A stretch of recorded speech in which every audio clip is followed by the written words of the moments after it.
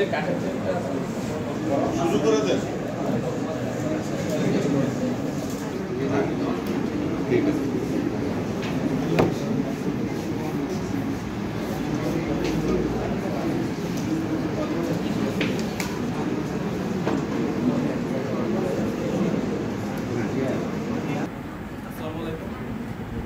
আজকে সংবাদ সম্মেলনে উপস্থিত সম্মানিত সাংবাদিকবৃন্দ আর সকল ইন্টার্ন চিকিৎসকবৃন্দ ও আমার প্রাণপ্রিয় মাগুরা মেডিকেল কলেজের সকল শিক্ষার্থীবৃন্দ সকলকে জানাচ্ছি ধন্যবাদ।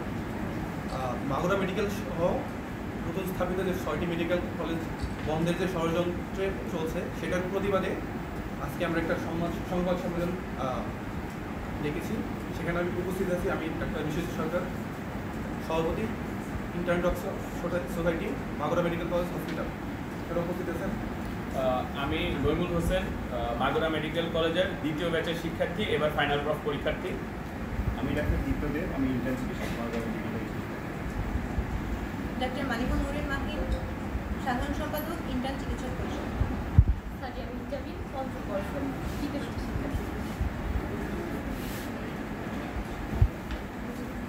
আমরা সকলেই অবগত আছি যে আমাদের মেডিকেল কলেজ সহ 6টি মেডিকেল কলেজকে প্রথমত মানহীনের কথা বলে যে মেডিকেল কলেজ বন্ধের একটা গুঞ্জন আমরা শুনছি। আমরা এটার তীব্র প্রতিবাদ এ কারণে জানাই যে আমাদের কোনো ধরনের মানদণ্ডের ব্যাপারে যে সমস্ত প্রশ্ন তোলা হচ্ছে সেই প্রশ্নের কোনো কনক্রিট এভিডেন্স শো করা যায় নাই এবং আমরা কখনোই সেটা পাইনি। বিভিন্নভাবে সংবাদ মাধ্যমেও আমরা এই বিষয়গুলো যখন তুলে ধরা হচ্ছে, এক্স্যাক্ট মাগুরা মেডিকেল কলেজের যে ক্রাইটেরিয়া সেই ক্রাইটেরিয়াগুলো কখনোই তুলে ধরা হয়নি, নাম্বার 1। নাম্বার 2 হচ্ছে যে আমরা যদি মানহীন হয়েই থাকি তাহলে আমাদের এই যে বিগত 6 থেকে 7 বছরের যে আমাদের অর্জন, সেই অর্জন যখন প্রতি বছর এই মেডিকেল কলেজগুলো রিভিউ করা হতো তখন তুলে ধরা হয়নি কেন? ইভেন যখন এই ইস্যুটা উঠে আসে তখন কিন্তু আমাদের মেডিকেল কলেজকে 2বার মন্ত্রণালয়ের ঊর্ধ্বতন কর্মকর্তারা এসে দেখে যান যে আমাদের কি কি আছে। তো ওনারা সেখানেও কোনো ধরনের মন্তব্য করেন নাই যে আমাদের মেডিকেল কলেজে ল্যাকিংস আছে, বরং তারা প্রশংসায় পঞ্চমুখ করেছেন আমাদের এই মেডিকেল কলেজকে। আমি আপনাদের আমাদের মেডিকেল কলেজ সম্পর্কে একটু ওভারভিউ হিসেবে দিতে চাই যে আমাদের এই মেডিকেল কলেজে আপনারা এসেছেন, আপনারা দেখতে পারেন আমাদের মেডিকেল কলেজে অবকাঠামোগতভাবে আমরা বলতে পারি যে বর্তমানে আমরা মাগুরা মেডিকেল কলেজ হাসপাতাল অস্থায়ী ক্যাম্পাস যেটা, সেটাতে আমরা অবস্থান করছি। এই হাসপাতালটা গভর্নমেন্ট কর্তৃক বলা হয়েছে যে এটা বর্তমানে আর সদর হাসপাতাল নেই, এটি হচ্ছে মাগুরা মেডিকেল কলেজ অস্থায়ী হাসপাতাল।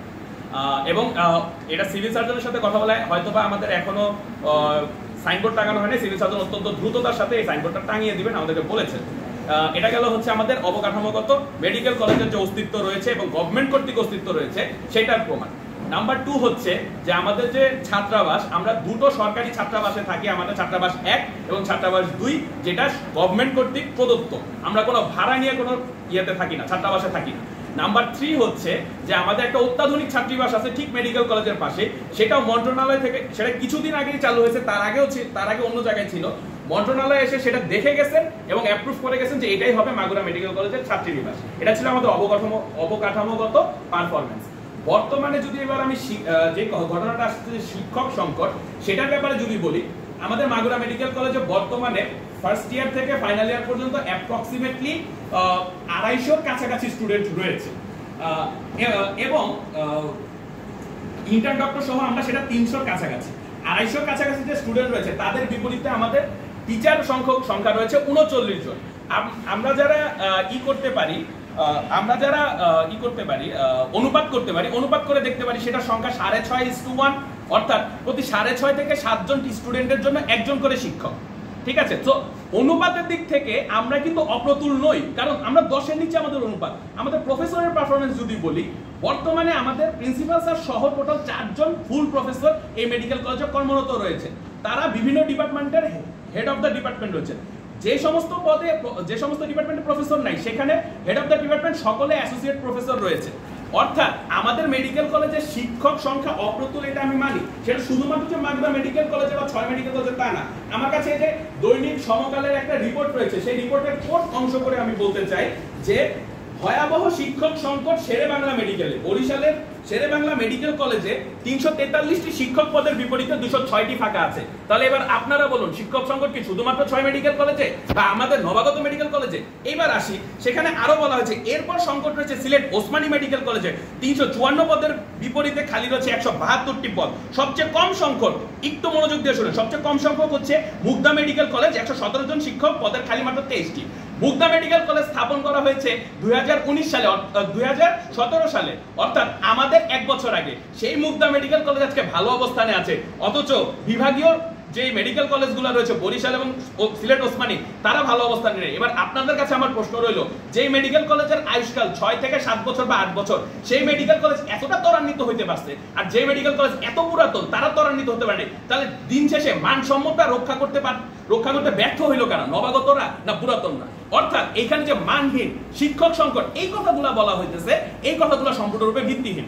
এবার আসি, অবকাঠামোগতভাবে আমাদের একটা দাবি রয়েছে যে আমাদের স্থায়ী ক্যাম্পাসের এখনো কোনো কাজ শুরু হয়নি। স্থায়ী ক্যাম্পাসের ব্যাপারে আমরা বলতে চাই যে স্থায়ী ক্যাম্পাসে কি কি থাকে? স্থায়ী ক্যাম্পাসে আমার ছাত্রাবাস থাকে, একটা প্রশাসনিক ভবন থাকে, একটা ক্লাসরুমের জন্য আমাদের যে একাডেমিক ভবন সেটা থাকে, আর একটা হাসপাতাল থাকে। এবার আপনাদের কাছে আমার প্রশ্ন, আমার কি ছাত্রাবাস নাই?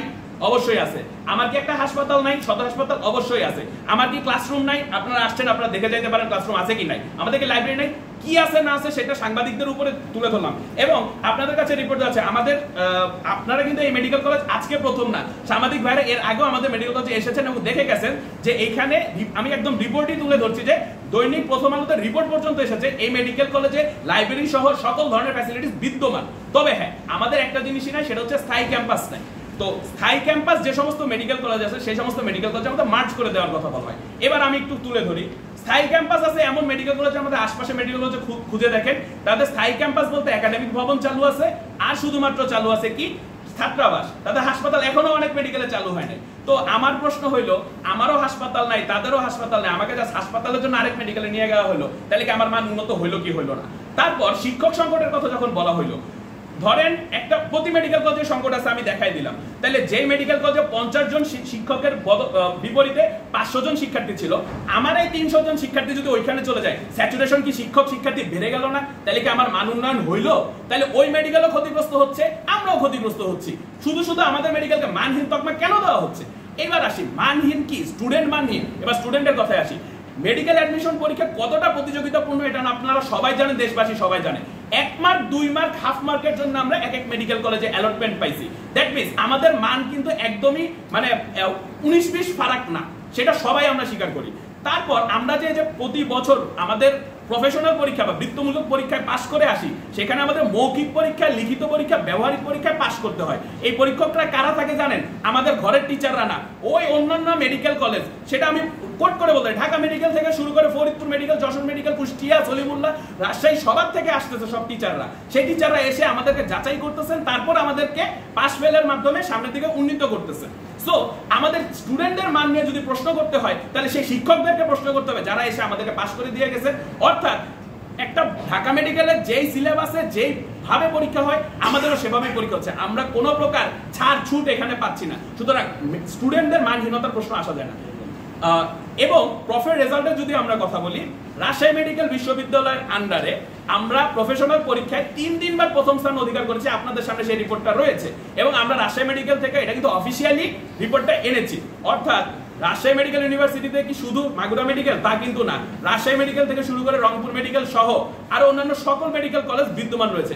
তাদেরকে টেক্কা দিয়ে পাশের হারের দিক থেকে আমরা যখন প্রথম স্থান অধিকার করেছি 3 বার, সুতরাং মানের ব্যাপারে যখন প্রশ্ন তুলতে হয়, আমাদের আসলে এখানে অযৌক্তিক ছাড়া কিছু বলতে পারি না। সুতরাং মেডিকেল কলেজকে আমি ব্যাখ্যা যেটা করলাম যে শিক্ষক সংকট যেটা রয়েছে সেটা সব মেডিকেলে বিদ্যমান, তবে আমার মেডিকেলের রেশিওটা আপনারা সবাই মনে রাখবেন 6.5:1।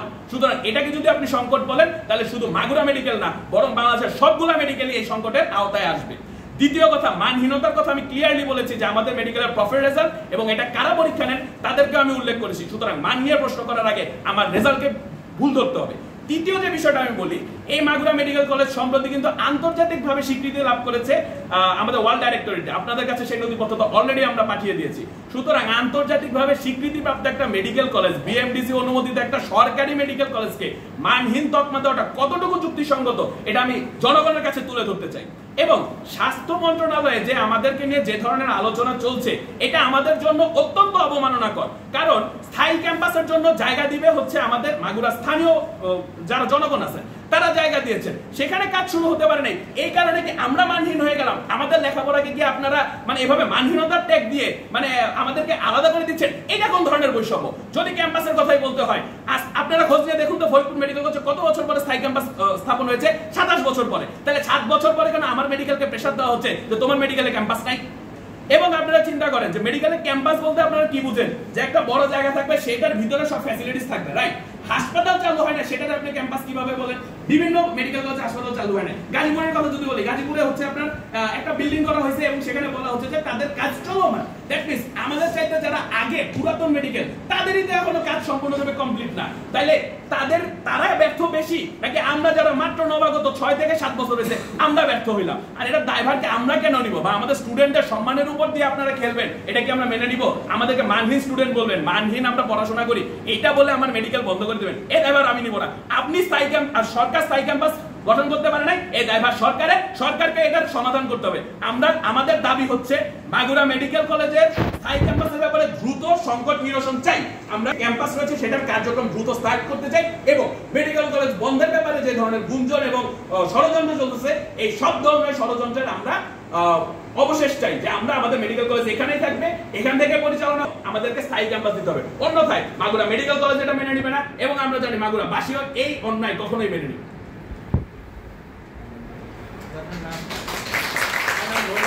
Magura medical college final year শিক্ষার্থী এবং দ্বিতীয় ব্যাচ।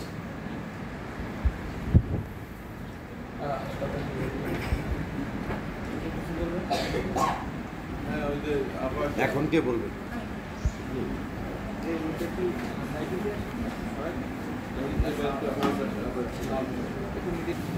আমরা সবার বক্তব্য নিয়ে আসতে যাই ছোট করে।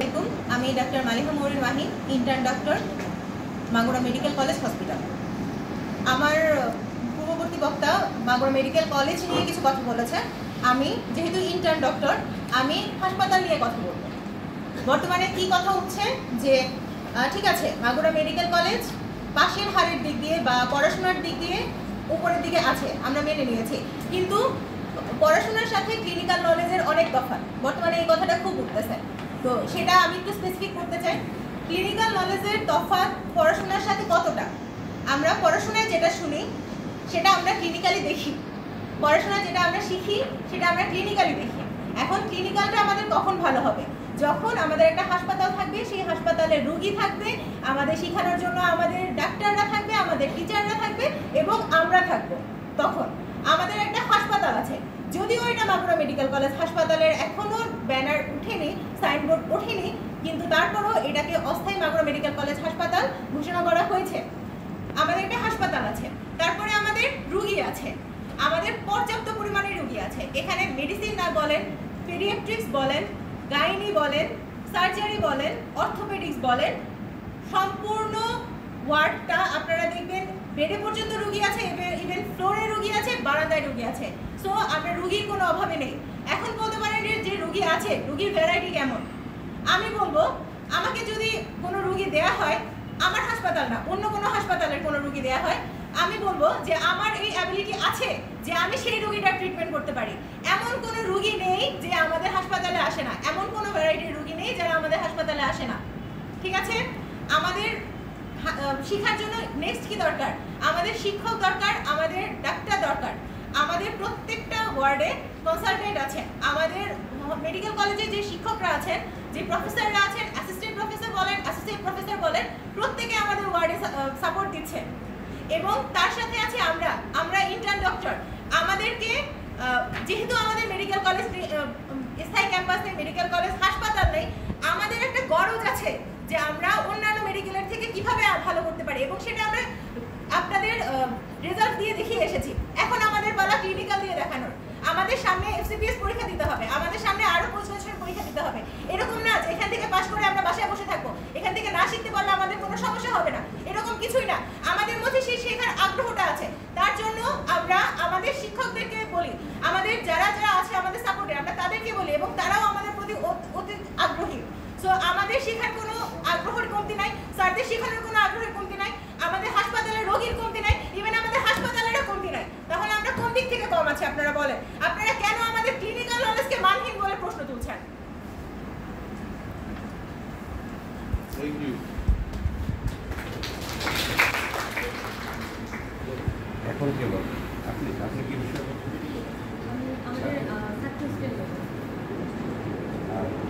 মানে এটা ঠিক আছে যে যখন যে বলতেছে কিছু হাত ব্যথা হয়ে গেছে এই জন্য আমি নামাতে বলছি, ঠিক আছে?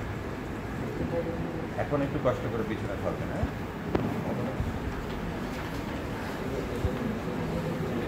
আসসালামু আলাইকুম, আমি সাদিয়া আমিন জাবির, মাগুরা মেডিকেল কলেজের তৃতীয় ব্যাচের শিক্ষার্থী এবং পঞ্চম বর্ষ। আজকে এখন আমি যে বিষয়টি নিয়ে কথা বলবো সেটা হলো মাগুরা মেডিকেল কলেজের ছাত্রী হোস্টেল। আমাদের পূর্ববর্তী বক্তা নইমুল ভাইয়া বলে গেছেন যে আমাদের সরকারি ছাত্রী হোস্টেল আছে এবং অডিট করে দেখে দিয়েছেন খুব শীঘ্রই এটাই আমাদের সরকারি ছাত্রী হোস্টেল হবে। এই হোস্টেলে আমাদের কী কী সুবিধা আছে আমরা সেটা বলবো। হোস্টেলে প্রথমত আমাদের একটা রুমে আমাদের 2 জন করে শিক্ষার্থী থাকে। আর আমাদের হোস্টেলে কয়েকটা রুম আছে যেগুলো একটু বড়, সেই রুমগুলোতে আমাদের 3 জন করে শিক্ষার্থী থাকে এবং প্রতি রুমের সাথে আমাদের সেখানে অ্যাটাচ বাথরুমের ব্যবস্থা মানে ওয়াশরুমের ব্যবস্থা আছে। এরপর যদি বলতে হয় মানে আমাদের আবাসন কোনো সংকট নেই। এইভাবে অন্য মেডিকেলে দেখতে পাই কি আমরা ফার্স্ট ইয়ার সেকেন্ড ইয়ার থেকে গণরুম, কিন্তু আমাদের আপাতত কোনো গণরুমের পরিবেশ নেই। এখানে সবাই আমাদের যে ছাত্র হোস্টেল সেটা ওয়েল ডেকোরেটেড, সেখানে সবাই সুন্দরভাবে থাকতে পারে। এরপর আমাদের হোস্টেলে ডাইনিং ব্যবস্থা চালু আছে। আমাদের হোস্টেলে ডাইনিংয়ের জন্য একজন কুক আছেন এবং তাকে সহযোগিতার জন্য একজন আছেন, ডিস্ট্রিবিউশনের জন্য একজন আছেন এবং বাজার করার জন্য লোক আছেন। দেখা যাচ্ছে যে আমাদের হোস্টেলে খাবার নিয়ে মানে ডাইনিংয়ের কোনো সমস্যা না, সেখানে আমাদের খাবার প্রোভাইড করছে। এরপর আমাদের হোস্টেলের সিকিউরিটির ব্যবস্থা যদি বলি, সিকিউরিটি বলতে গেলে আমাদের 3 জন সিকিউরিটি গার্ড আছেন যারা সবসময় আমাদের হোস্টেলের লিফটের সামনে থাকেন এবং তারা সার্বক্ষণিক 24 ঘন্টা ডিউটিরত আছেন। আরেকটা জিনিস হলো সিকিউরিটি হলো সিসিটিভি। আমাদের সিসিটিভি ফুটেজ রয়েছে এবং সিসিটিভির ব্যবস্থা রয়েছে যেটা আমাদের শিক্ষকরা, আমাদের হোস্টেল সুপার ম্যাম সবসময় উনি পর্যবেক্ষণ করছেন।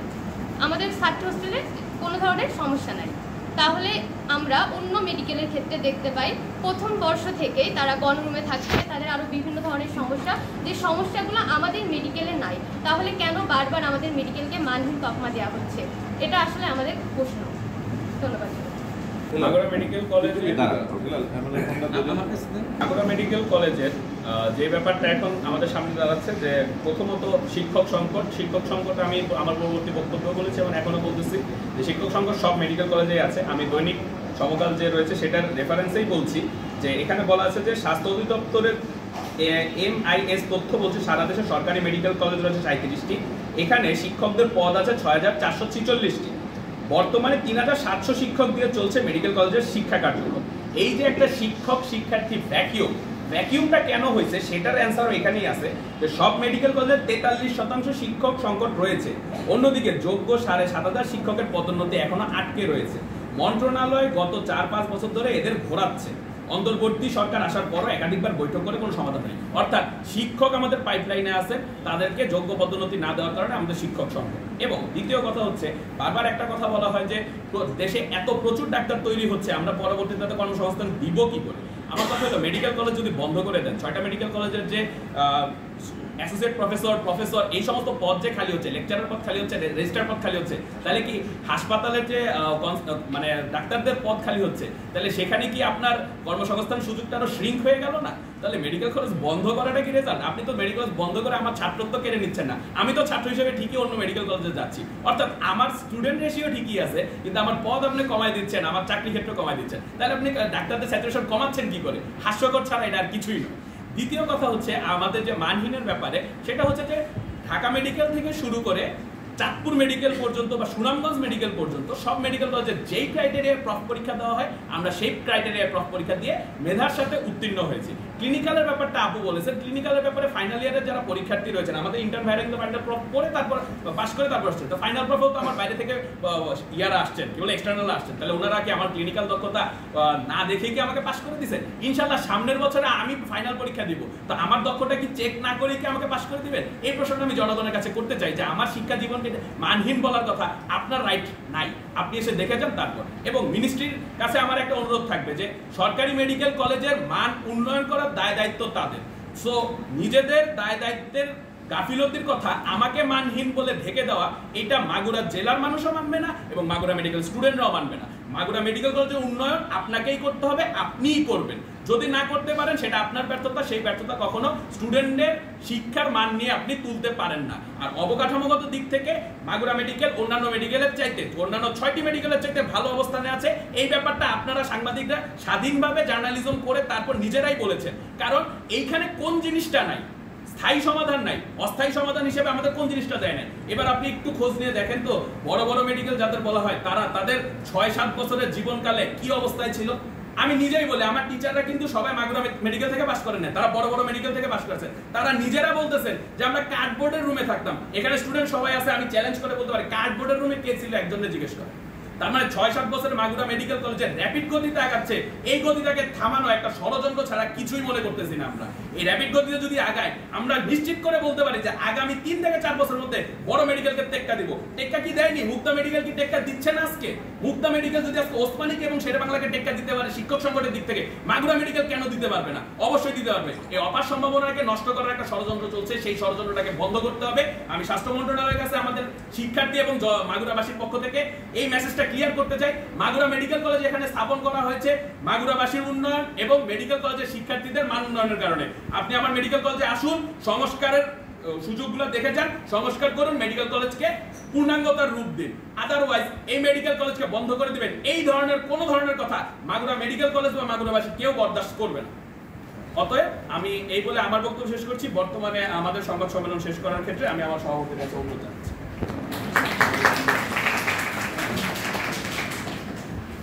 আজকে সংবাদ সম্মেলনে যারা উপস্থিত ছিলেন সবাইকে আমি ধন্যবাদ জানাচ্ছি এবং আমাদের মাগুরা মেডিকেল কলেজে অনেক ষড়যন্ত্রমূলক কথা ছড়াচ্ছে।